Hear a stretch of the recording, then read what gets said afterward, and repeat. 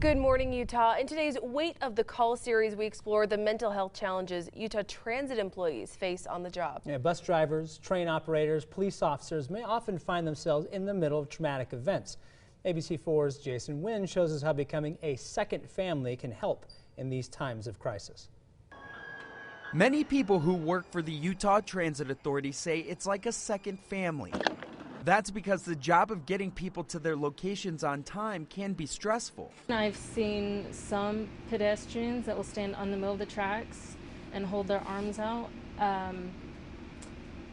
That's traumatic. It's a trauma Annika lives with every day.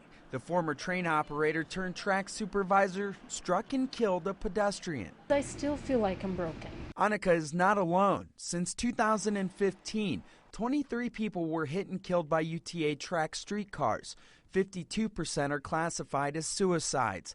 In that same time frame, 26 people were killed by front-runner trains. UTA officials say 61% of those were suicides.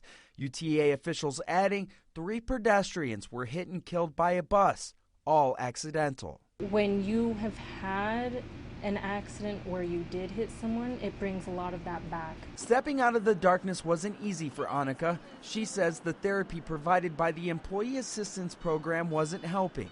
It didn't feel like they understood at all what I was dealing with. Annika turned to her extended family at work to help her through her struggles. Little did she know, she would be called upon to provide emotional support for a fellow tracks operator. About 6 months ago, a gentleman used my train to take his own life. Phil says he did everything in his power to prevent the tragic incident. You're on constant vigilance of being on the lookout for any movement, constantly scanning the rails side to side. Following that fateful day, Phil found support in Annika, and his UTA family sent him messages of love, even this care package. The last thing that someone needs to feel is guilt for feeling the way they do after everything else was already taken out of their control. And the weight of it, it rests right on your shoulders on a daily basis. It's that weight UTA police officers are familiar with. The transit officers are the first line of defense against terror threats to the transit system.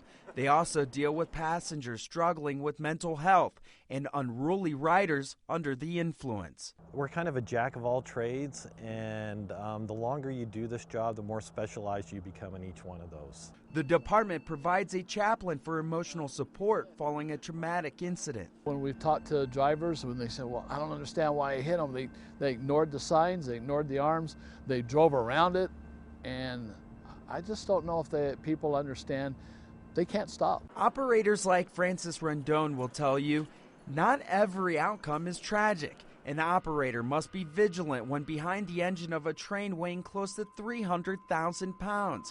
And Rendon's vigilance saved the life of a 7-year-old autistic boy. When I started walking and behind the wheel, on the inside part of the wheel of the Comet car, he was hiding.